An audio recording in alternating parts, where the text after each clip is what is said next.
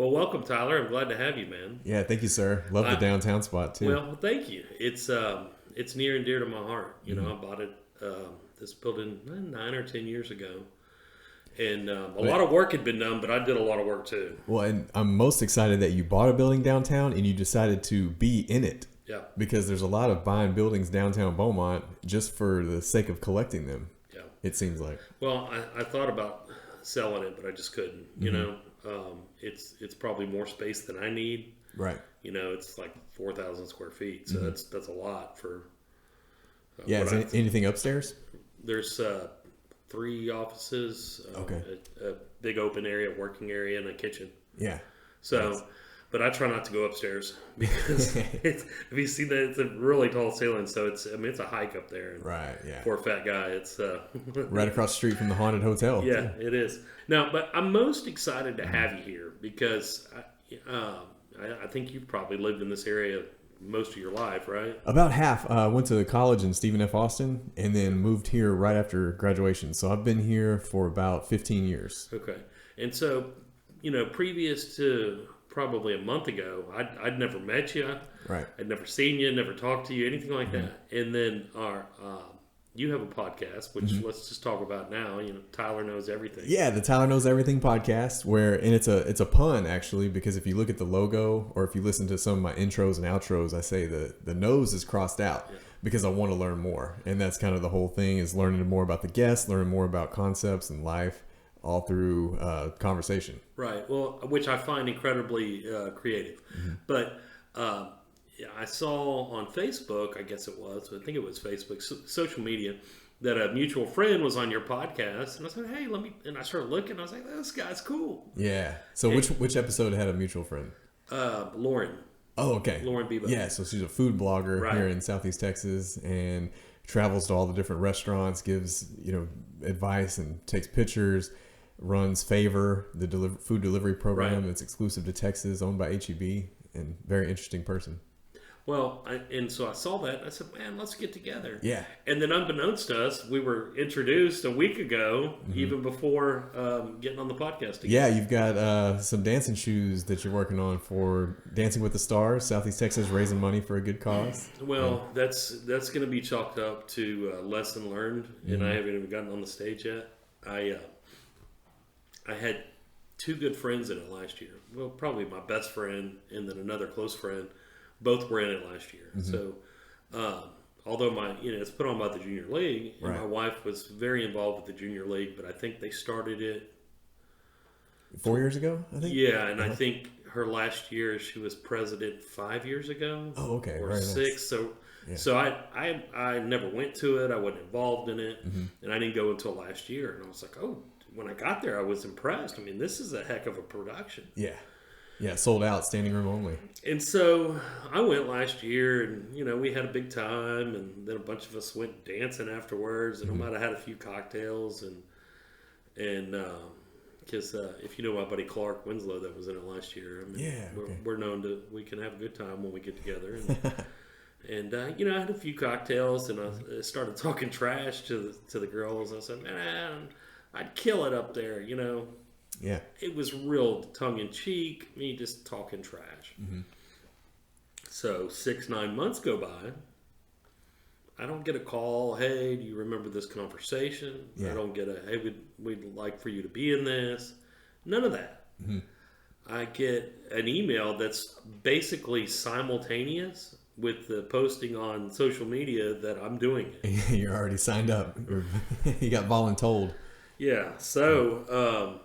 I think you're going to be good. You've got a ringer of a partner. Here I am. And that's what I hear. Yeah. So part of it, too, is said, "Man, I want to get you on the podcast. I got to find more out about this girl." So give me the goods. She does some interesting things physically that's unique to this area. She does not only yoga, but what's called aerial yoga, where she's in the air on silks. And, things that you see like on... in the circus almost, the hoop. Okay.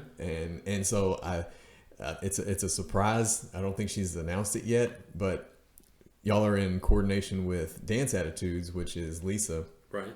And so they're going to try to implement something big into the routine like that. Not that you don't have to do.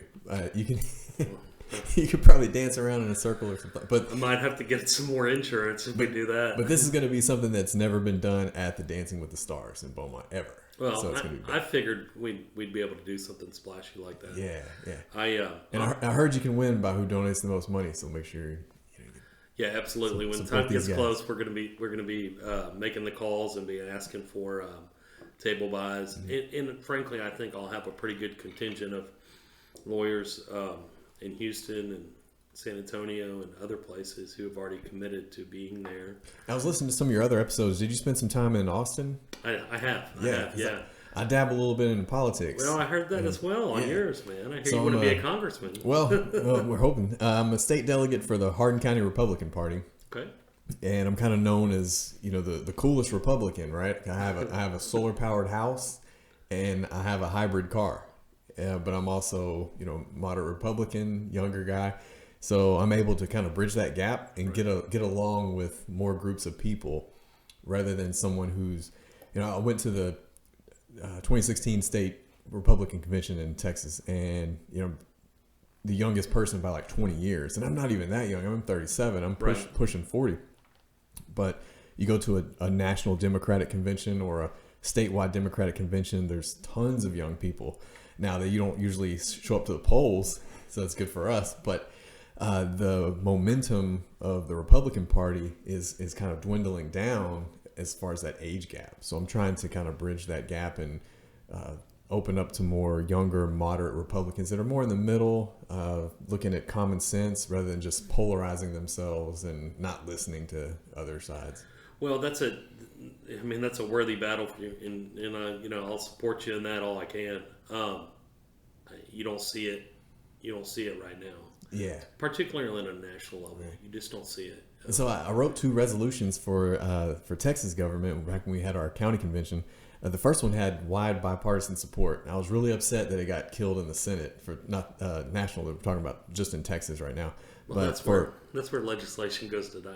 Yeah, but I wrote a resolution, and several other counties wrote this resolution, the same thing, for Texas to remain in daylight savings time year round. So what we are right now, we would just stay. We're going to stop this archaic switching of the times, which is going to happen in November.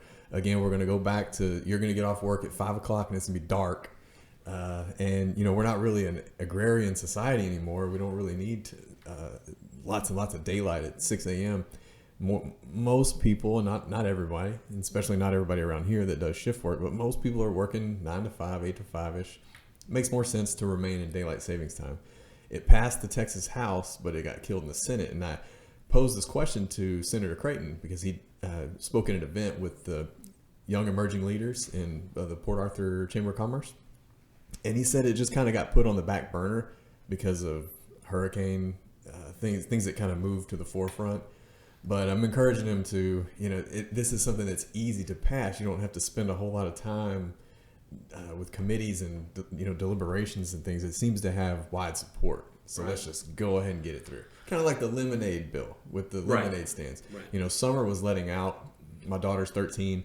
And she had the idea, her and her friends, they wanted to go to the Lumberton City Park and have a lemonade stand. I said, well, you actually can't. It's against the law. They can shut you down. And she thought I was joking. And I was like, no, it's a public place, so it's a government entity. I was like, let's just do an experiment, okay? I called the Lumberton city attorney, and I said, would it be okay if my daughter had a lemonade stand? They were like, no.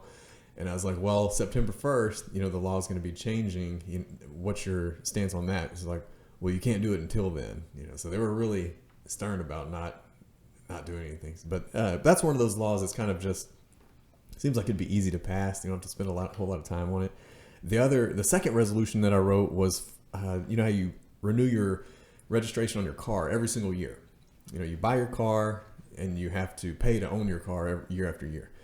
I wanted to take that away for trailers, for like low boy utility trailers that you put your 4-wheeler on, or your boat or your motorcycle, because sometimes you may use it once a year, or if it's a utility trailer, maybe no times a year. And in Louisiana, you just, like the one sitting in my backyard. Yeah. It's not on the road every day. It's not tearing up the road or putting wear and tear. But you're going to have to pay for a license plate, sticker, or tag every single year just to own that trailer that you bought many, many years ago.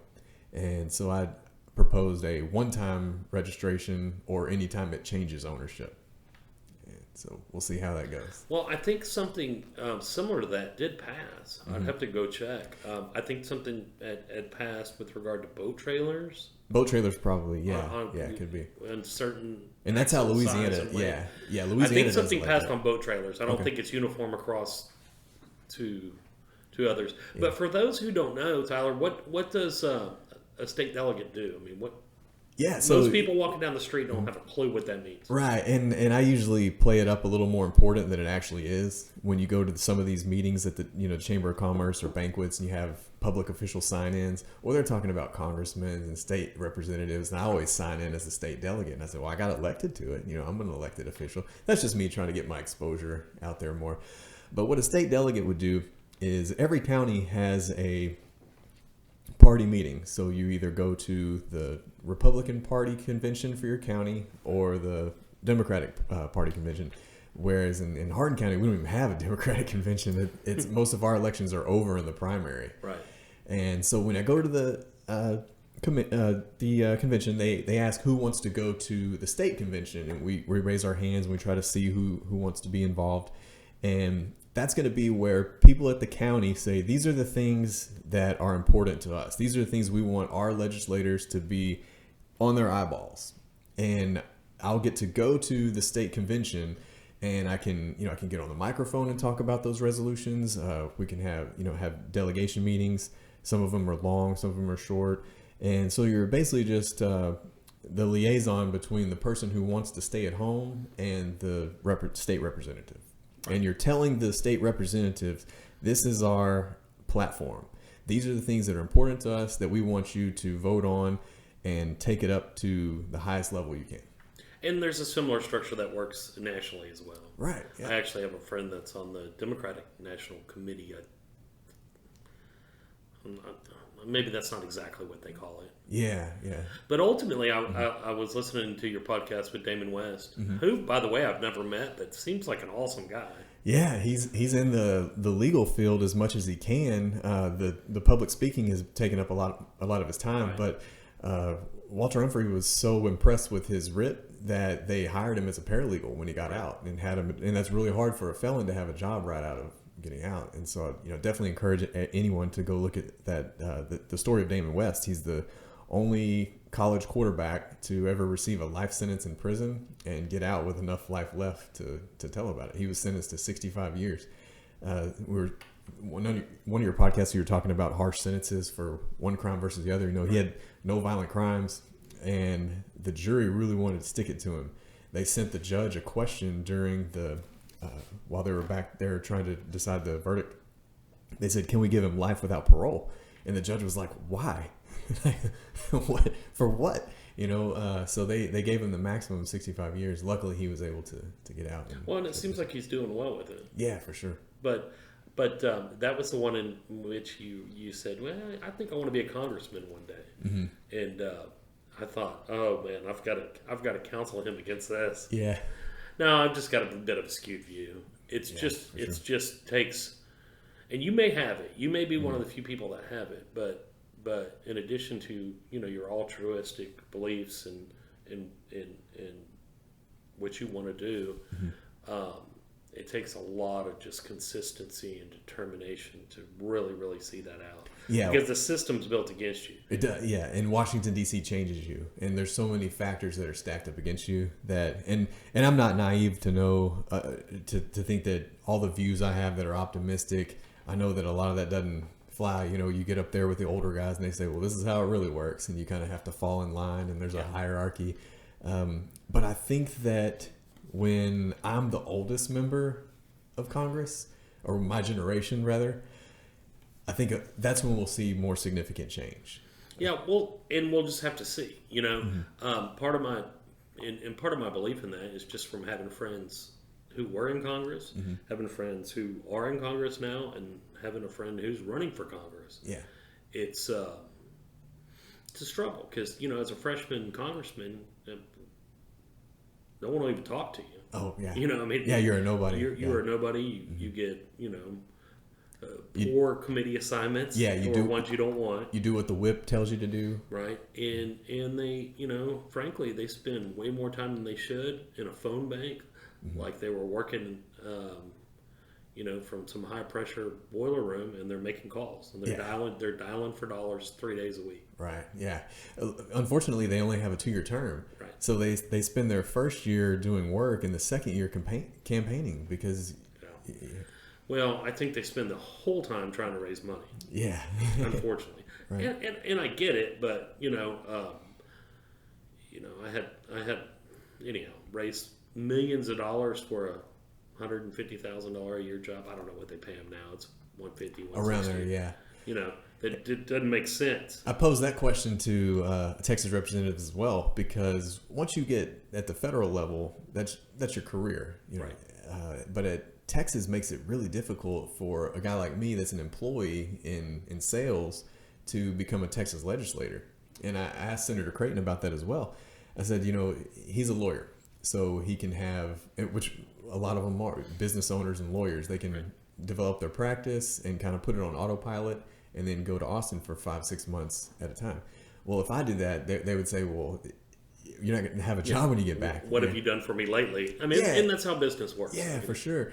And he didn't really have a good answer. His answer was that Texas developed it that way so that you will be so wholehearted into helping your cause that you'll do whatever it takes to make it work. Well, that's not an answer really for the average man, or like you said on a podcast, somebody that works at Motiva or Valero, they're out of the question. It's just not available.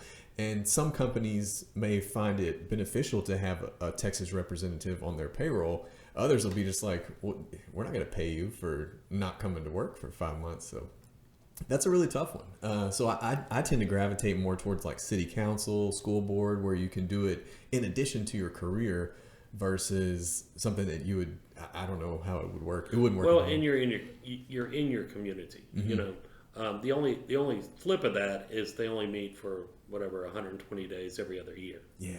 So and it's a parallel to your daylight savings time resolution. Right. It's a throwback from when Texas was much more agrarian, and the guys would come in every other year for 4 or 5 months and get the work done and move on. Yeah. And there's only one bill they have to pass. You know that. What's constitutionally. that? Constitutionally, the legislature only has to pass one bill in Austin. Yeah. It's a budget. The United States Constitution is about 100 pages. Like if you get the pocket book, the Texas Constitution is about 450 pages. Yeah, because everything's bigger in Texas. Well, and it's easier to amend the way it works. Yeah. To amend the U.S. Constitution is pretty significant. The structurally, just get it done. Right. Even if 90% of the country wants it, and the expense of doing it, because you have to do it basically by each state. And that's like herding cats, man. Yeah, for sure. Well, you may find this surprising because you're a lawyer. Me being on the outside, I find your profession fascinating, and as do many others. Because if you look at some of the top 3 things that people make TV shows and movies about, it's police officers, lawyers, and doctors. Right? Yeah. It seems like those 3. But there's country music songs. Yeah, but there's those 3 that not a lot of people are beating down the door to do. Like there's not a lot of people that want to sign up to be a police officer, but they're really into those police shows. Right. Same thing for like doctor or lawyer. Mainly for those 2 professions, probably for the amount of schooling that's involved. Right. And so I was curious on those shows and movies and maybe the John Grisham books. Do you see a lot of accuracies? Maybe in one, I've always heard that John Grisham was pretty close to being accurate. Maybe. Well, I mean, there's some semblance. Some are closer than others. I'd say movie-wise, one of the most accurate movies in many ways is My Cousin Vinny. Okay. And when I say that, it's more accurate from a trial standpoint. Mm-hmm. And actually in the legal terms and the rulings from the judge, I actually had a professor in law school he loved that movie, and he was our evidence professor, Professor Benson, and Dan Benson, good guy. Yeah. and he loved it, and he loved it for its accuracy on the evidentiary points. Unfortunately, what you see on TV or read is not 100% accurate of the profession, in my opinion. Right. And because those mediums are to entertain. Because if we watched a real trial, we would probably get bored, right? The average person, maybe. Maybe not. Yeah. Given in 2019 the attention span across all mediums, yeah, probably so. Yeah. Folks don't have the attention span just to go through it. Because in the TV shows, they're looking for the highlights. Yeah, the drama or the gotcha, where a lawyer figures out a way that there's a case in the past that was tried like this and the judge didn't know about it, and then the judge has to follow it. There's always something like that, I guess. Right, and what you don't see is all the what I call the paper pushing. Yeah. Back in the office over there. Right. In the trial is kind of the fulcrum. It's the point at which there's so many times where something can happen to that case on the way there that make it go away one way or the other.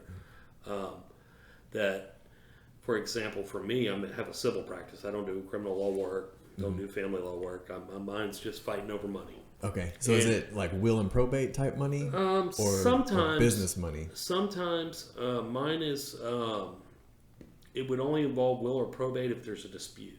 So there's someone is alleging that there was undue influence on the deceased in making the will, or there was some dispute over trust distribution. We do some of that.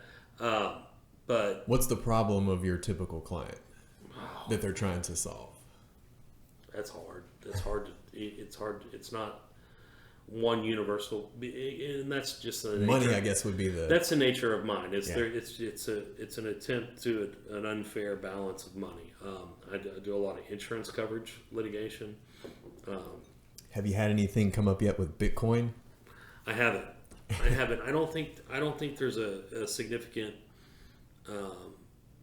amount of folks in our area holding Bitcoin or having some dispute. Right. No, not other than I should have bought a lot of it years ago when I was telling all my friends and family, hey, we need to get on this, when it was a few dollars. Yeah. And they looked at me and told me I was crazy consistently, and scared me away. Yeah, I'm surprised you knew about it back then. Yeah, I actually bought a little bit of it, and then it was real volatile, and sold it, and actually took a small loss selling it. That's about what I did. But they scared me, and because I was saying, hey, let's get $100,000 at least, $100,000 worth, and that would have been $4 million now. Yeah, for sure. So yeah, it's crazy to see that. You live and you learn, but I get it too. It's just a real, even for me, a risky proposition. Yeah, I wonder if that's made its way into a courtroom at all, because it would be questionable if a judge would be knowledgeable enough about it and a jury would be knowledgeable, because that's a subject that hardly any percentage, that would be tricky. Yeah, I don't know. The only Bitcoin related case that I'm aware of, and this is from several years ago, and it's a tangential type relationship, was the kid out in San Francisco who had the dark web site, the Silk Road. Oh, okay. That he was taking Bitcoin for payment. Right. And I don't know if you read about all that, but I mean, you could apparently, I don't even know what the dark web is. I wouldn't know what that technically even means, how to get there. Right. But a lot of folks did know how to get there, and you could buy just about whatever you wanted. Oh, okay. I mean, you could buy heroin, you could buy, there were people offering murder for hire. I mean, all kinds of crazy stuff. Yeah, it's like the criminal version of eBay. Right. Basically. And I say a kid, it was a young guy. It was a young guy, I mean, probably like early 20s. And the feds picked him up in a public library in San Francisco. Yeah. But he had, some outrageous amount of Bitcoin. Oh, okay. Yeah. And so there's some federal court out in California that's dealt with it at some level from the criminal side, but other than that, that's all I know. Why do they use legal terms that are Latin based? Is it tradition? Man, I don't know. Well, it's somewhat traditional. I mean, there's English versions of it, but it's the same reason that our English language has Latin based terms throughout. Okay. And it's just a good moniker for just a concept. It's not necessarily something specific other than a concept. Like res ipsa loquitur. Yeah. The thing stands for itself. So how heavy are the demands for reading to become a lawyer? Well, that's probably one of the challenges. The barrier of entry. That's a barrier of entry to a lot of folks who may hear it. You hear from a lot of mamas or people with loved ones, and they say, well, he or she really knows how to argue. They'd be the best lawyer ever. Well, yeah. Very little of my time particularly is arguing. Certainly there's a time and place for it, but I see it more it's maneuvering. Right. And so reading and writing skills are just as beneficial, if not more, than being able to argue. Yeah, the people that are good at arguing should be a politician rather than a lawyer, maybe. That, or they might just need to chill out a little bit. That too. I mean, because here's the deal: is I deal with the adversarial process on a daily basis, and it gets old. That's part of why I'm doing the podcast. Yeah, it's just something that keeps me engaged. Oh yeah, for sure. In the field, and I don't want to talk to just lawyers. I want to talk to the law touches all of our lives. Yeah, certainly. And that's why where law meets life. But I'm not defined by that. And some there's a time and a place. I would imagine that. And the best lawyers can recognize that time and place. The folks who want to argue for the sake of arguing, they're less effective. Yeah, and like you said, I would imagine every time you finish a podcast, your mood is elevated. And it's kind of satisfying and. Maybe. I mean, I've had a few friends on here that are questionable. So, and that was the other thing is I've got a network of colleagues and friends and acquaintances that are pretty interesting folks. Yeah. And I came across you almost by happenstance, and I was like, man, this guy's right here. I want to get him on and talk to him. Yeah. And especially after then, I listened about you talking. I have interests in Congress and not even if you ever ran for Congress, but just a general interest in making our world a better place. Yeah. The kind of guy I want to hear. Yeah. So what I've been doing recently is just helping other people with their campaigns and learning more before I start my own. I helped Mitch Templeton on his steering committee. Yeah, he's a good guy. Yeah, he had a lot of crossover votes because it's Judge Templeton. Yeah, Judge Templeton now, and first Republican judge in Jefferson County in over 100 years, and so great accomplishment there. You could tell by the way the stats came out that there was definitely some crossover votes. Well, certainly. And it's very hard to find someone who doesn't like Mitch. He's a really great guy. He's a good guy and he's a good lawyer, so he'll be fine. I actually. They do a random assignment on the 4 civil courts down there, and you never know where you're going to get. Yeah. Only about 10 to 15% of my practice is actually here locally. Oh, okay. I mean, it ebbs and flows. There's been times where it's 90%, but for the most part, it's a fraction. So I don't think I've had anything yet with him that's where we've needed judicial intervention. Right. Yeah. But then I may have 5 cases in a row in the same court. It's just random, and not random to me, but random to everybody filing. Sure. So yeah. He's a big fan of Teddy Roosevelt over there. Yeah, I am too, obviously. Yeah. And that's my little room here. I guess, you brought your cameras, so... Yeah, I like. I would have dressed a little better and shaved if I would have remembered. I know you told me, and when you came in and you had all your stuff, I thought, oh yeah, oh jeez, it's been a tough week. I like the theatrics. Yeah, so. but I kind of collect presidential type memorabilia, political stuff, or I have in the past. I haven't gotten anything in a long time, but I've seen a different rendition of this one here, where they're all at the poker table, right? But yeah. There's one where it's all kind of like modern day business leaders. There's like Elon Musk and Gary Vaynerchuk and Tony Robbins and Grant Cardone. It's pretty cool. It's a twist on that one.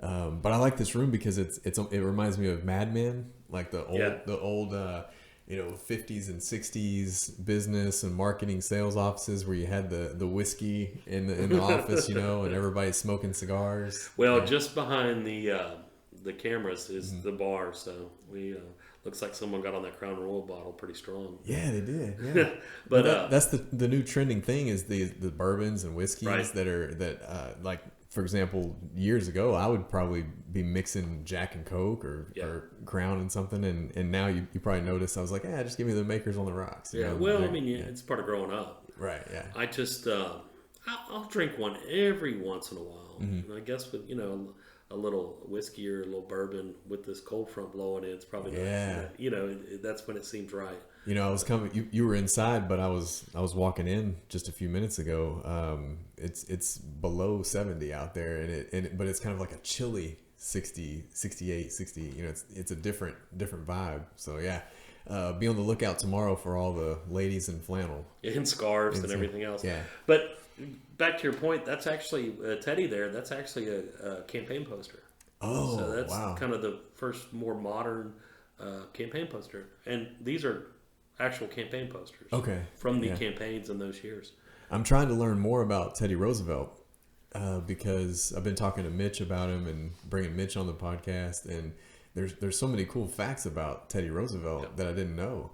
That he was born sickly and very frail and weak, and his dad said, you need to lift weights, you need to learn how to box, and he basically just told him to man up. Yeah. And he became one of the manliest men that we know in history. Right, tough guys. In fact, he's in that one eye, he was nearly blind from boxing. Oh, okay. And he'd have people come and spar with him in the White House. And it was a big hunter. Yeah. And the Smithsonian Museum is filled with a bunch of animals that he killed. right. And if you ever get a chance, I don't know, check out this Man in the Arena speech.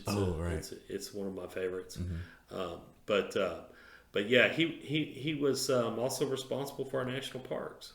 Yeah, he was very into the outdoors. He great guy to aspire to be like. I mean, I'm sure he had his faults. We all do. And it was a different time, and it was a different America. I mean, there was less than, probably when he was president, less than 100 million people in America. There's 325 million now. And that brings me to the point where I don't even know if we should have a president anymore. Like one guy that's in charge of 300 million. It seems like the president was a good idea back then.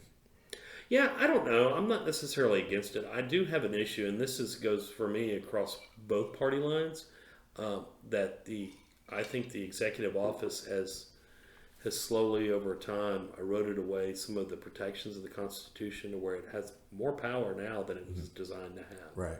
And so they do more things through executive order and just telling the various agencies, here's our policy, than I think was contemplated by the forefathers. I just believe that. So it's a slippery type slope. No one person can run the country. I mean, it's too big for that. I get that. And I guess we have to have the figurehead, because then there would be nobody to meet with the other world leaders, and some of that's more just optics, but you still have to have that person in that position. So. But ultimately, I think it's it's a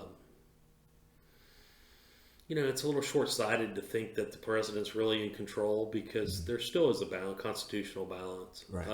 Now, the judicial system in which I operate, primarily, when I'm dealing with the courts, they're a little slow. We're a little behind the times because we look at things years later and review, and that's how things are changed legally through the judicial system. But the legislature, they control one important thing, I'll tell you, and they control the money.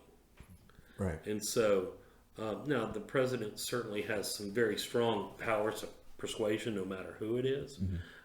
To where they want that money to go, and they propose a budget, but that's not what it says in the Constitution, that the president proposes a budget and goes down there and bullies for it. That's tradition. Yeah, the Constitution says the Congress puts out the money. And there's some presidents that are only there for 4 years, and there's people that are there for 20 years, 30 years, 40 years, and sometimes they don't always tell the president everything that's going on. I think when Bill Clinton first came in, he made the joke. He said, "I want to know about the aliens." Right. Nobody would tell him anything. Not even there was one other thing he said. He said the UFOs and something else. But JFK, I believe, is what he wanted to know who shot JFK. Yeah, and I think Carter did the same thing. He wanted to know about the UFOs. They won't tell the president. And Carter actually, I think he had some kind of UFO experience. Yeah, Jimmy Carter was one that he was a big UFO. Had said he had sighting, and that's about the time where he was president, where technology was really ramping up with jet technology. Right. That's probably some of the stuff that he. Who knows? Yeah. I don't know. I'm not big into some UFO theories or conspiracies or whatnot. Right. If it's there, it's there. If it's not, it's not. Yeah. You know, I'll either find out in my lifetime or not. Yeah. You know, sure. Otherwise we just gotta operate with what we know. Mm-hmm.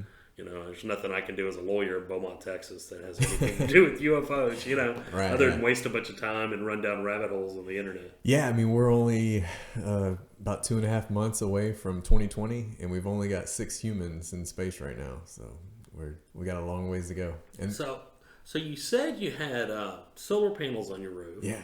And you're in sales for comfort controls, right? Yeah, so we do building automation systems. Well, what does that mean to a dummy like me? Yeah, technology dummy like me. Right. So most buildings, like let's say Edison Plaza down there, that's got 17 floors. Right. They have giant chillers somewhere, either on the roof or in a mechanical tower somewhere. 470 Orleans, for example, is another one. Well, and they're right inside this building next to me. Yeah. That's a service building. Right. With the chillers and other. So they'll have a building manager or tenants that want to be able to control the air conditioning and heating of that building from their phone, from their laptop, from any tablet with a web browser, and set schedules and parameters. And that's what we do, is we implement those systems. Okay. Do you do it residentially as well? Mostly commercial, because residential, they typically just have 1 or 2 thermostats, and you can do that with stuff that you can buy at Lowe's. So we're doing some of the more commercial and industrial stuff. Right. A big part of our business is marine offshore rigs, because Really? they have to be up. If they go down, they're losing millions of dollars a day. And so we build very custom components that can withstand this, the harsh conditions of marine offshore. We're the exclusive vendor of all the shell rigs. Okay. Yeah. So how does someone, who goes to college, and don't you have a degree in nutrition? Yeah. So my degree, I got a Bachelor of Science in Nutrition, minored in biology and chemistry. And, the original intent was to become a registered dietitian, and just kind of fell into outside sales.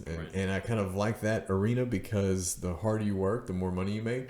And you're not locked into a salary position. Sky's the limit. Yeah, so I got involved in technology sales for several years, and kind of got recruited by my friend that owns Comfort Controls.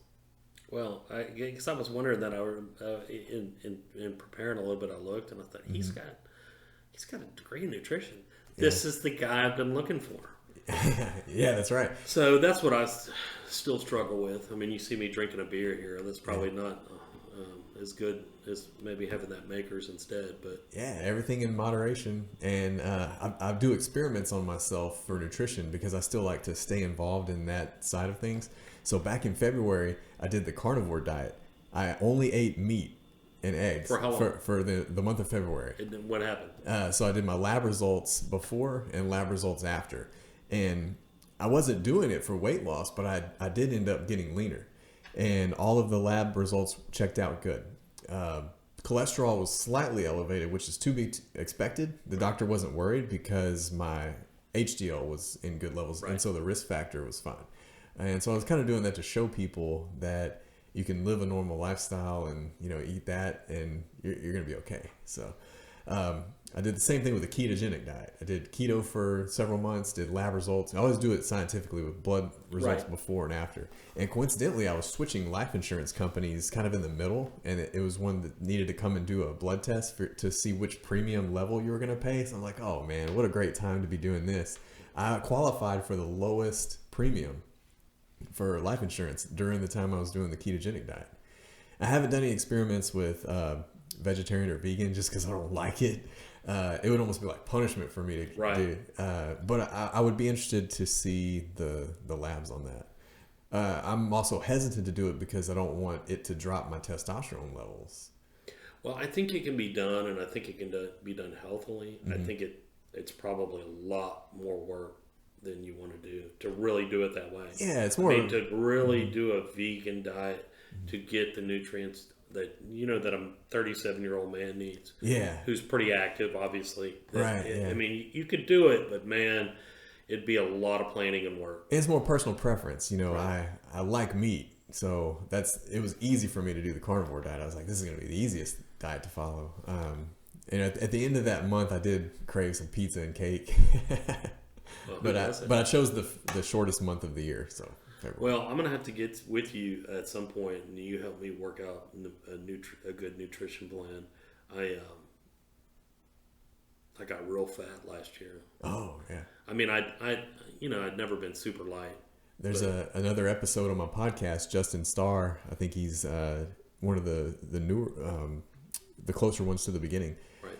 He gained 100 pounds after Hurricane Harvey. And he went on the ketogenic diet and lost that 100 pounds over the course of a year. And because he did it over the course of the year, there's no stretch marks, there's no side effects, it stayed off. He's still lean to this day. So. Well, I've lost about 75 pounds. Yeah, that's impressive. So that's quite a bit. Right, that's like a person, small person. And I haven't lost. Got about 30 more where I want to go. Yeah. But.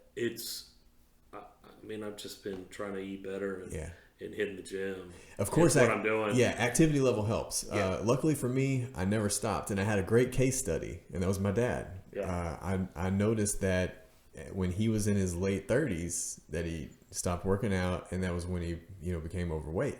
Right. And I said, what if I just don't stop? And so luckily, I enjoy activity. I enjoy working out. And so far, so good. Well, it snowballs on you, and I can attest to that because I wasn't like that growing up. In high school, I tried to gain weight. Playing football, I wanted to gain weight. I ate and ate and ate and ate and would barely gain weight. Right. I was faced with a similar problem in high school, and I kept eating that way. Yeah. And kind of filled out in college, and then just 15 years went by, and I wasn't super active and a stressful job and this and that and my heaviest I was at 290. Oh yeah. Which ain't a good place for me to be. Right. Yeah. I'm short. I'm broad, but I'm short. I don't need to be 290. Right. I need to be maybe 190, 185. So I'm about 215 right now. So. Oh, that's great. Yeah. And honestly had medical problems from it. I went to the hospital for 3 days. Was damn near in a diabetic coma. Yeah, I would imagine that. My blood sugar was off the roof. And then it got, the last little bit, I put on weight because my body was so out of whack that I could not eat barely anything, and I was gaining weight. But we got it straight, and not diabetic anymore. My A1C is better than probably most people you'll meet. Yeah. And, I was hitting the gym 3 days a week. Yeah, doing some yoga. You talked about Jillian doing yoga. Oh, right, yeah. I am telling everybody in the world, because I've been doing it about 6 months, man, if you can fit it in, especially men, if you can fit it in and get out of your head that, this is girly. Hey, yoga could be hard as hell. There's a lot of MMA fighters that swear by yoga and jiu-jitsu. Joe Rogan talks about it. Yeah. He does hot yoga. I really want to get more into it. Yeah. Man, do it. Come do a class with me. I prefer the hot class. Yeah. And it's just, you look at me and you don't think yoga. And I like the hot because it makes it easier for me. Not overall physically. It takes more conditioning and, it's more work when it's hot. Right. But it makes the stretching easier. I get there faster. Yeah. If it's not a hot class, it takes me the whole class to kind of open up, Is the hot class an hour or over an hour? Usually the one I go to is 90 minutes. Yeah. So I've tested it twice. In at the hot class where it's about 102, 103, somewhere in there, I lose about 3.5 to 4 pounds of water. Wow. Yeah. You sweat. Yeah. I go through a shirt, a towel over the mat, full size towel, and a hand towel.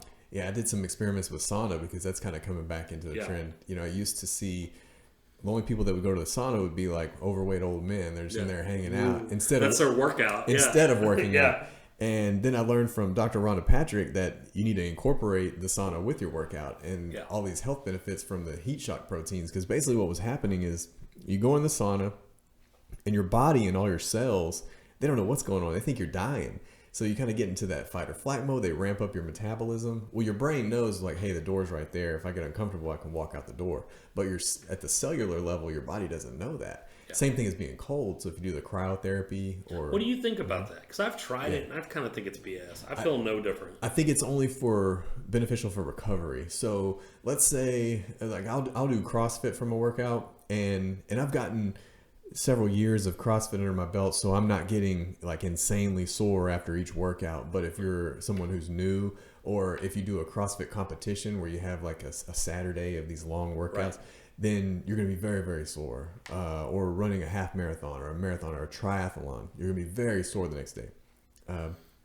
Instead of getting in an ice bath where it's wet, cold, and it's kind of numbing, you can go do cryo and it's a dry cold and it's colder, more comfortable, and you can recover faster. So maybe you won't be as sore, you can be comfortable sooner, or you can work out again sooner. And that's really what that's for. But it's the same thing, it's the opposite theory of the sauna. It's those cold shock proteins that if you're getting blasted by fog of liquid nitrogen, your body thinks you're like, did you drop me off in Mount Everest? Yeah. Or is it'll freak you out. I've done it, and it's fine at first. It's that last 30 seconds I start freaking out a little bit. Oh yeah.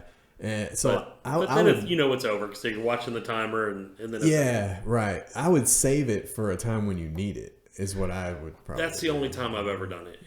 The 2 times I think I've done it, I was really sore, and I thought, "Look, this is terrible." Yeah. But I can't tell if it helped me or not. Yeah, same thing with massage or chiropractic. I don't really go to anything regularly. I would just go if I need it. So. Well, I think the hot yoga does this kind of same thing for me. Yeah, reduces all that heat, reduces inflammation. Yeah, kind of loosens you up. And I mean, for a fat guy going to the gym 3 days a week, and I mean, that's the only thing keeping me able to to do a little bit of yoga once or twice a week. Yeah, I don't think otherwise I could. Yeah, hey, when you find something you like, definitely stick with it. I think you're doing great. That's a phenomenal accomplishment already of losing that amount of weight in that amount of time. So, yeah, I've been telling everybody at yoga and at the gym now. I was like, well, I've got like some super athletic TV personality, partner. For this dance competition, I got about 4 months, man. I got to get the rest of this weight off. Yeah, where I will make her look bad. Yeah, I just try to tell everybody to simplify it a little bit. I mentioned several diets like ketogenic. I don't push one diet over the other. It's mainly just calories in versus calories out. It's all a balancing equation of are you going to burn more calories in this 24-hour period than you consumed, and does it fit your macros? Is what people would say. And with that standpoint, you can eat really whatever. Now. The reason you would want to avoid certain foods is because of cravings. So if you're, it's kind of like when your kids eat dinner and they don't finish everything on their plate and they say, "Oh, I'm so full, I just can't finish." And then you have cake and ice cream. "Oh, I have a separate compartment for that. I can eat that." That's where you would want to curtail the types of food, because we tend to overeat. So you don't really overeat steak or meat and vegetables. You tend to overeat what? Potato chips. Well, but most people tend to overeat chips and ice cream and popcorn and things of that nature. Well, the rule I've been following is if it comes out of a factory or a window, probably need to try and avoid it. Yeah, that's great too. 100% of the time. Yeah, because then it's. I mean, we're making factory food or it's coming out of a fast food window. I don't need to be eating that. Yeah, Sylvester Stallone said, "Eat something that used to have a face, and then something green next to it." Yeah, well, same thing. Makes sense. So you're obviously super engaged in just everything you do. Very bright. And interested in the legal process. I mean, I could see it. Why didn't you go to law school?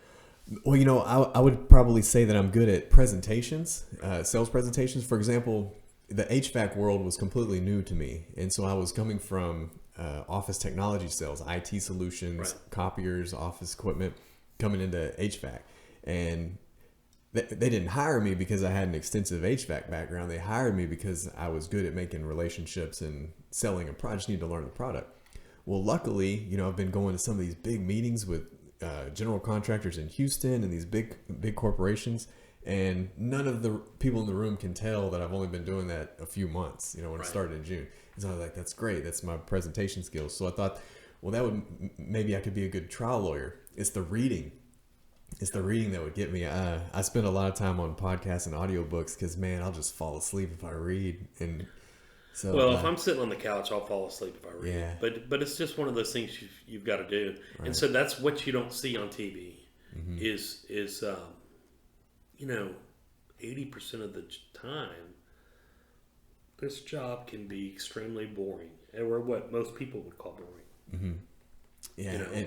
20 years ago, would I tell you I could be regarded as an insurance expert, at least with regard to coverage and litigation and all that? Right. I mean, who wants to read a 300-page commercial insurance policy and make a coverage determination of based on these facts, whether it's there or not, and if it's not, and they didn't pay it, is it bad faith or not? Exactly. No one wants to do that. Because when they send that to me in the mail, you know what I do with it?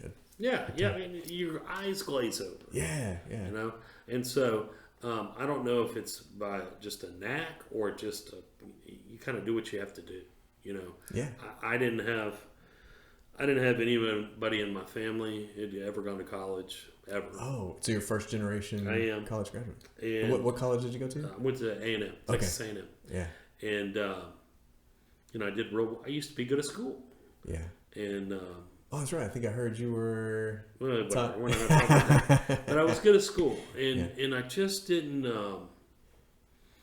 I was just wanted to leave this small town in South Texas, and I knew the only option I was going to have to do that is to get my school paid for and go away and go to school. Yeah. And then I got a political science degree from an ag school. Right. I mean, what am I going to do with that? And the way to get your school paid for is to be smart. Yeah. In high school, do your due diligence while you're K through 12, and you can go to a fine university. Yeah, I've told some parents that who when their kids were young and playing sports, particularly the girls' sports, and I said, when the kid's 9, 10 years old, talk about scholarship, and I said that's great. Yeah. But if that's what you really, really, really, really are gearing for, your odds are go home and start reading. Yeah. And just read. That's exactly right. Read and read. Mm-hmm. Just because it's just there's not a lot of money in college athletics except for 2 sports. Yeah. And so if you're playing girls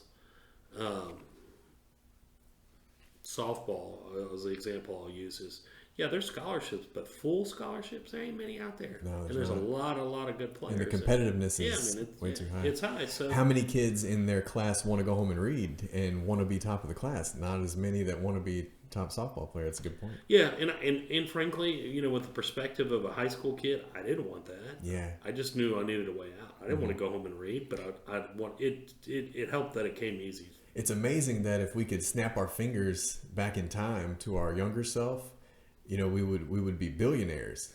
And in a sense, you have that with your children, but you can't make them do it. Yeah. We all have the knowledge. We know exactly what we should have done, every mistake we made, and we can tell them that, but they still won't do it. Well, you have a 13-year-old daughter and another one too. An 11-year-old son. Yeah. Okay. And I kind of immersed myself in the legal field the past couple of years, because you'd be surprised how much you have to fight as a father in Texas to just get equal treatment in family court. Okay, so I'm guessing then you're not married to their mother. Right, yeah. Okay. Yeah, so we got divorced, and I knew nothing back then about how this, it was kind of just presented to me like... Sign here. Yeah, like, well, this is the way it works, mom gets the house, mom gets the kids. I'm like, well, shit. What happened? I'm a person, I'm alive, So that was a long journey, and the family law system is inundated with cases.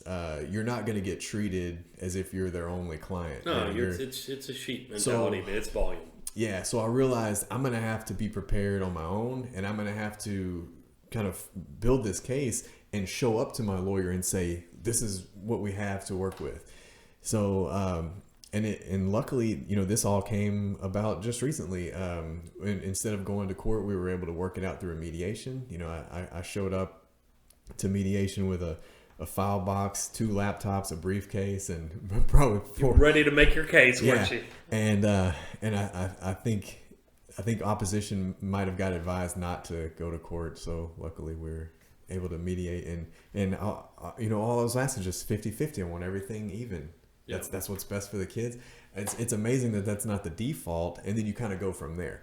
I understand that there's dads that are working 7-12s. They're never going to be able to pick up their kids from school. They're probably going to have that standard plan that's every other weekend or something like that. But when you have someone like me with a flexible schedule, I can go pick them up. I can, I'm outside sales. I make my own appointments. Why not? I was just in there, twiddling my thumbs, waiting on the third weekend of the month to see my own children. So I'm glad that I was able to get back 50-50. Everything's even all across the board. Well, I have an 11 and 13-year-old as well. So we do have more in common. Two boys, and then my daughter's 16. Okay, yeah. Yeah, she's driving. So I'm a nervous wreck most days. Yeah, I go driving with my daughter on Sundays around the school parking lot at 13 so that she's kind of prepared. Well, that's good. We probably should have started a little earlier with Mallory. But which is funny. We went with one of my daughter's friends one day. And so I was like, here's what Ava does. She did a lap. And I said, do you want to go? And so I didn't know it was her first time to ever try to drive. So she starts doing the 2-pedal thing. I was like, oh, hold on. Yeah. Let's take this back a minute. But my daughter's gotten really good at driving around a loop. Well, that'll make it easier, though, as she gets a little older and gets a little bigger. And we practiced parallel parking out in front of the office. Oh, yeah. Before she got her license. And we came down on a Sunday. And I said, okay, drive me to... She had her permit at the time. I said, drive me to the office. Yeah. And she said, how do I get there? And I looked at her and I said, are you kidding me? I mean, there's pictures of you on the walls down there. You've been there hundreds of times. I've had the building for 10 years. It's on basically the same road as your high school, just in the exact opposite direction. Mm-hmm. How do you not know how to get there? These kids don't have a clue. Do you remember going places when you were younger and printing out the directions on like Yahoo Maps or MapQuest? Well, I'm about 5 years older than you, so I remember just going. Oh, or having a road atlas in your car. Yeah. I didn't have a cell phone until my last year of law school. Okay, yeah. So for me, it was senior year of high school. I had the bag phone that was under the seat. No. Yeah. I knew two people who had cell phones in college. And I went to school with over 40,000 people. Yeah. I knew two people. No, three. Right. One I kind of knew, but my wife and her roommate had cell phones. And they were to be used sparingly, emergency only, because it was expensive. Like $15 a minute. Yeah, or something crazy. Right. And I could see, if it was available, sending my daughter off to college, I can see that. But none of my friends had them. It just went a way of life. And so I was talking to my daughter actually last night, and I said, I was talking to your grandma the other day, and she's like, yeah. And I said, yeah. And we were talking about just changes culturally in society and information, the internet, cell phones, all this. And I said, Mom, I think just the way things were, so to speak, when I was a kid was a lot more similar to you growing up than my kids' situation is to me. I think so. And that's across all socioeconomic strata and everything. It's just a different. So for your older daughter, have you had to navigate the dating scene yet? A little bit. Mm-hmm. So you'll appreciate this because you're all at the CrossFit guy. She's only brought one boy home. They dated, and it was her first little boyfriend. Yeah. And he was a nice kid, same age. Mm-hmm. And she's tiny. Her nickname, I call her Yums, but we years ago started calling her Baby Yum Yums. It's a long story. Her best friend's dad, he comes up with all kinds of good stuff, and he started calling her that. Yeah. But so I call her Yums or Yum Yums. Mm-hmm. But she's 5'1", 5'2", probably 120 pounds. Mm-hmm. I mean, she's just a tiny little girl. Yeah. She's strong. Right. But she brings home this little boy, and he's tiny. Apparently, he's real fast. Plays football, runs track, and I'm asking questions. He's on the powerlifting team, but little. I mean, he like her size. Yeah. And So, he's at the house and he's talking to me, and I'm kind of standing there looking at him, and I was very nice. I wasn't going to be ugly. Right. I think that's an asshole move, right? And it does nothing. It does nothing for me. It does. Right, it just is going to alienate her and not want her to bring people around. Yeah. I don't want that. Yeah. Unless I'm really putting my foot down. Right. Yeah. But I don't. That's not my daughter. And so I said, well, I hear you're on the powerlifting team and this and this. Yes, sir. Yes. A lot of yes, sirs. And I got real serious face and I said, what do you bench? Yeah. And then he started to answer it. I was like, man, I'm giving you a hard time. Yeah. That's funny. Poor kid. I probably scared him. I said, well, let's go lift. Right. I mean, I'm a grown man, Yeah. I shouldn't have done that to him, but it was fun. But I haven't, I'm going to tell you, I don't have a lot of issues with her. Mm-hmm. And I think it's because she's personality-wise a lot like my wife, which is a good thing. Mm-hmm. I can be a little more emotional, high and low, and but I know that. I know that about me. Mm-hmm. And my wife, I joke with her. I tell her she's like a metronome. Mm-hmm. She's just steady. Yeah, she's steady. When things are good, she's steady. When things are bad, she's steady. And she certainly. We've been married 20 years. She certainly loves me, but she's not a real gaga, affectionate type person. Which bothered me when I was young. Mm-hmm. When we were younger, I'd buy her something nice, and she'd say, "Oh, thank you." Yeah. And you need more of a reaction. Yeah. And stuff that was to me very expensive. Yeah. And I was doing it. I don't know what I was expecting. I just because I know her, but it would surprise me. Now that doesn't surprise me. That's her. Yeah. And I have to warn people who don't, particularly women, who she's just cut and dry. Mm-hmm. But very funny too. Yeah. Dry sense of humor. Right. But my daughter is like a mini version of her in so many ways. Thank God. Yeah. At 16, I was trouble. Yeah, I got really lucky with my daughter. She's 8th grade and never made a B. She's still all A's and captain of the cheer team. So yeah, but I guess awesome. You had all A's too, probably. I did. My children don't, and they tend to not come to me for homework help. Yeah. Everybody's mind works differently, and they're certainly bright. They're bright, right? But I'm not known for my patience. Yeah, and I can sit down and do geometry or physics homework still to this day. I know it's ridiculous. It may not jump right to me, but once I kind of read what's going on, okay, here's what you do, and so they don't like me working with them. But they're all bright. They make pretty good grades. I wanted to mess with my daughter's 8th grade science teacher because they'd had the molecule project that everybody has, where you come home and you get styrofoam balls and you draw all the circles and the electrons, and that was the Niels Bohr model, and that now that's in quantum physics that's different. You're observing the electron in a space of a cloud, and I was like, everybody that did the Niels Bohr gets an F. In which everybody did it, right? But I like messing with them about stuff like that. I always fill out the paperwork at the beginning of the year. They say for parents, in case they want you to volunteer for something where you work, if you have any special talents or skills or whatever. And I always write on there, I can be a guest speaker for astronomy. They never ask me, but I always write on there. That's pretty good. I'm going to try that one. I won't get asked. Yeah. Now I started volunteering at the school last year, and I think I'm going to try and do it again this year. Yeah. So what school do they go to? My daughter goes to Westbrook. Yeah. Here in Beaumont, and one of the 2 public high schools. Yeah. And she's a junior. And last year I started helping with the mock trial team. Oh wow. And not because they needed me, or not that I could help them in any way. There was already great coaches, but. So is that a group of kids that are studying law?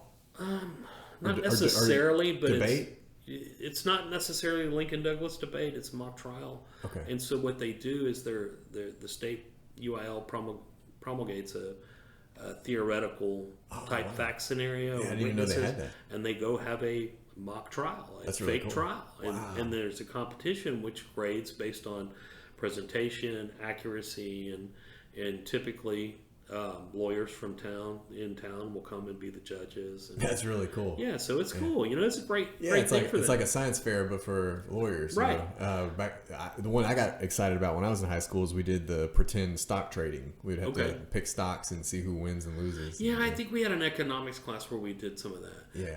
But so Mallory is not a mock trial. She has no interest in it, and she wasn't going to do it. But that was something I thought I could help with. And I think it's my responsibility to be somewhat involved at the school. Yeah.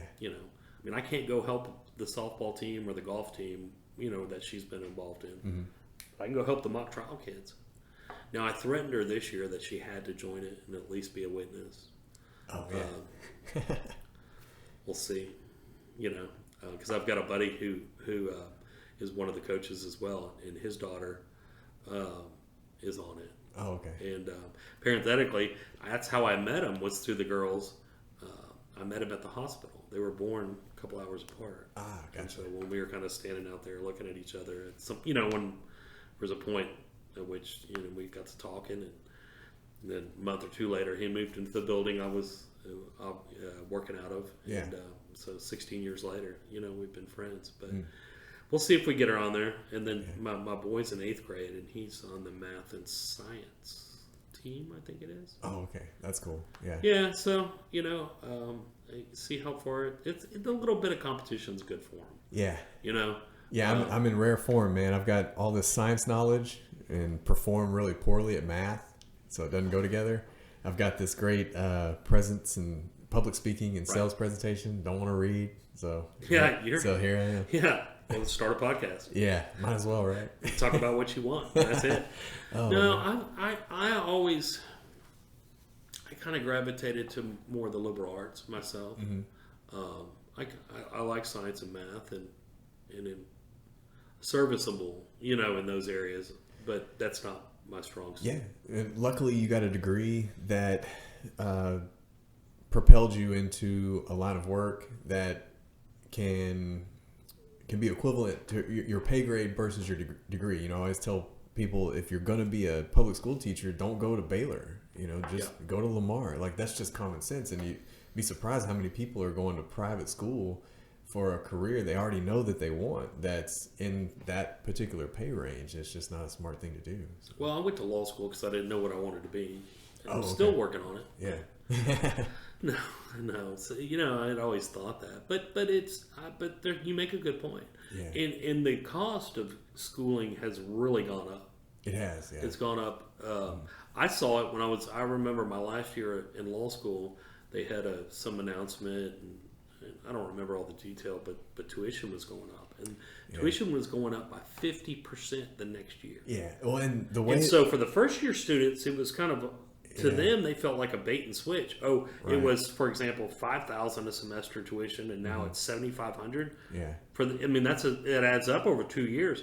Luckily, it was my last year, so sorry guys, I'm out of here. And the things they're adding to these universities with the rec centers and the lazy rivers and the cafeteria, you'd never want to leave. Lazy river? Yeah. Who's got a lazy river? All of them now. No, for real. Yeah. There are lazy rivers on a college campus. They'll have rec centers, that have a recreation pool with like a splash park and like a lazy river. So when I was at SFA, we were voting on all these improvements because you had to obviously raise the tuition. I was like 30 or 4th year, we were like, give us all this. And then, so I go back, I don't even recognize the place. I lived in a dorm that was, almost like a jail cell, 2 bunk beds, no bathroom. You had to walk down the hall to go to the bathroom. Yeah. Now it looks like the Elegante Hotel down there. Well, my dorm was pretty rough too. Yeah. Well, mine, they nicknamed the zoo, back in the 50s or whatever. But now they have a movie theater in the student center and all kinds of stuff. It makes it where you never want to leave. The way I picked my dorm is I wanted the cheapest dorm that had air conditioning. Because when I was at A&M, there were still dorms with no AC. Wow. A no AC dorm in College Station near summertime you might as well just be in hell. Yeah. It's so hot. It's crazy that was just, people actually lived there at that time. It was just like, well, this is my place. It was across the little grass yard. Yeah. There was a big one, Walton. I think they've torn it down since. It's amazing how that wouldn't fly even for a couple hours these days. But I mean, I didn't have a television. I was missing ceiling tiles and floor tiles. Yeah. Now we had a bathroom. No internet connection, probably. Yeah. We had a sink in our room. Yeah. And then it was kind of Hollywood where we shared a toilet and a shower with the guys next door. Yeah, right. So mine was more like a locker room style, kind of down the hall, like community. Yeah. And the showers had individual stalls, but it was, you had to walk down the hall. Yeah. It was all guys, of course, so it was always awkward. Like a Sunday morning, you walk in the bathroom, you see a girl in there, like, oh, I know what's going on here. Yeah. Well, ours was all male, and then I took Mallory back, I don't know, several years ago. And mine was, they call them a balcony dorm. Mm-hmm. That's a really nice way of saying it's an old Motel 6. Oh, yeah. An old one. Right. Where you still share the toilet. Yeah. Because that's what it's like. And I was on the first floor, so it just opens to the outside. Oh, you walk right up to the door. Yeah. And so this is about 6 or 7 years ago. I took her to a game, and we went by the dorm. The door was open to the room, and I looked in, and it was the girls' room. Now it's co-ed. And it's girls, boys, girls. I think if you share a restroom, you have to be all boys or all girls, but otherwise it's all mixed in.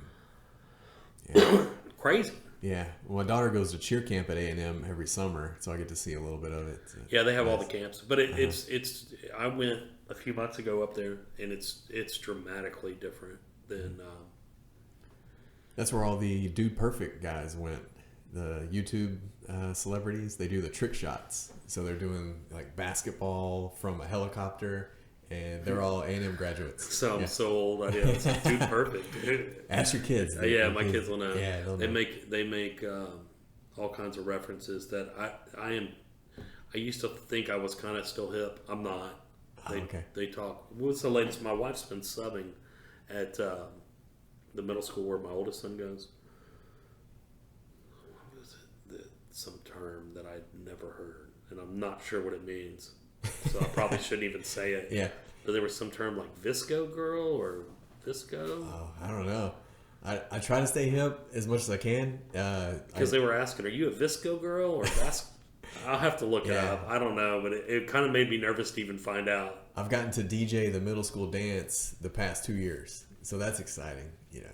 Because my dad or our parents probably they don't listen to the same music we did. They had their music and it went out, and then we kind of grew up and had our music. Well, now the kids, I still kind of listen to the same music that's coming new. Sometimes I do as well. Yeah. So that's kind of an interesting dynamic. I always wonder if we're going to be in the nursing home one day, listening to Post Malone or. I might have Dr. Dre going. Yeah, the 90s. Yeah, I'm still a little 90s heavy. But I had the Columbia House where I get the 10 CDs for a penny if you promise to buy another CD the next month. Remember, yeah, you get all the discs and. Yeah, because if I went to the store with my mom, she wouldn't allow me to buy that. You can't buy the Chronic album by Dr. Dre when you're with your mom. Well, I still remember some guys getting the NWA album in the late 80s. Funny story about Walkman, and then somebody whose mom or dad heard it and they just freaked out, full meltdown. Yeah. Funny story about NWA is you're all equal in the CrossFit gym, and I usually go at lunchtime. And lunchtime's a lot of professional working men that are on their lunch break. They're going to work out, they're going to shower, go back to work, and so you could be working out with a police officer, a federal judge, lawyers, doctors, and you're all kind of equal for that one moment. We're calling everybody by their first name and messing with each other. So, like I said, we'll be in there with police officers and federal judge Zach Hawthorne. Yeah. And NWA's playing. And they're just in there working out and getting after it. Yeah. And it's literally saying, fuck the police. Yeah. But it's just only in that environment is it okay, I guess. Where do you go do CrossFit? CrossFit Beaumont is owned by Neil Riley. He's an A&M Aggie grad. Okay, cool. From probably 2002, somewhere in that range. And he has a unique setup where if you're a member of that gym, you can go to CrossFit Lumberton, you can go to CrossFit Mid-County, you can go to CrossFit Beaumont. Free classes every Saturday for people to try it out. And it's a lot of fun. I enjoy it. Before that, I would just go to the gym and, today's chest day, tomorrow's arm day, next day's leg. And so that kind of helped me have a program and not just wander around doing stuff. You know, you go in, you're going to be there for an hour, work, and get out. Well, you may have to talk me into coming one Saturday. Yeah, check it out. It'll be fun. Or it might kill me. But. Hey, it's what I tell everybody. You don't want to. People say, "Oh, I'm not in enough shape to come to CrossFit." Well, no. You sign up for CrossFit so that you can get in shape, not the other way around. We've got people there that need to lose 100 pounds. People there that are 70 years old, 80 years old that'll work their way up to doing pull-ups. An older attorney, Gilbert Adams. His wife Marilyn. I think she's mid 70s, and sometimes she's in the same class that I'm in, and she's in there getting after it. Well, I may come try it one Saturday. We'll have to get together and I'll go try it. Yeah. Because kind of the stuff we're doing at the gym is similar. I mean, it's not. I've got a little class we're doing. Right. Yeah. It's very. Yeah, it's good to change it up. Sometimes I go the opposite, and I go back and do my old routine for a few months, and then I switch it back up. So, good. Change is good. Well, man, I don't want to keep you all day. I appreciate you being here. Yeah, that was fun. Hell, I didn't get to offer you another drink. Oh, that's good. Before we go though, I'm really enjoying your podcast. I've listened to parts of probably 3 different ones. Because it's hard to find time to listen to all of them. And but where do you see Tyler knows everything going? Well, my hope is to stay consistent and have 1 episode every Saturday. That's a pretty good pace that I can commit to, where I can usually have some type of content. Even if I get to a point where there's not an episode, I have some cool things planned. I took out an entire full-page ad in a football program and filled it up with an excerpt from Pale Blue Dot by Carl Sagan, which is and just cool things. And it didn't say in the ad like where it came from. It was just like, oh, that's kind of And so I'm gonna do stuff like where I'll read that excerpt, behind a video of the Earth rotating and stuff like that. And where it goes is just to see how far out I can bring. I've started with my circle of friends like you did, right? And I start getting people that I don't know, inviting them on. The show picks up a little momentum and gets more validity, and people say, oh, I think that's a show I want to be on. And now I've gotten to the point where people are asking me like, hey, can I be on your show? And that's when you're getting out there a little bit more. Yeah. And I just want to keep growing it to where someday there'll be somebody that'll want to fly down here and feel like it's important enough to be on that show. Yeah. Well, I think you'll get there, because I'm going to tell you what, you're obviously willing to work. Mm-hmm. You're a nice, affable guy, and you exude the confidence and the dedication. So you'll get there. And I'm happy to have gotten to know you. And I'm sure we're going to be around each other a lot more in the next 6 months. Yeah, and the first thing you told me about your podcast is like, don't worry, we don't talk about law the whole time. I think that's great, because like I said, there's people that are outside your profession like me that find that fascinating. Right. And you probably forget that because you're immersed in it every single day. Well, and that's part of this draws me out of it. Yeah. And then sometimes we get a little more specific to educate folks on specific issues. Yeah. And I tell people that there's far less interesting content on reality TV than the kind of conversations that you're going to have right here at this table. Right. So keep doing what you're doing. I think it's great to have local podcasts in Beaumont. Beaumont's getting cool. Yeah. Yeah. Despite itself. Man, awesome. I appreciate it again. Thanks, sir. We'll do it again, man. Yes, sir. Later.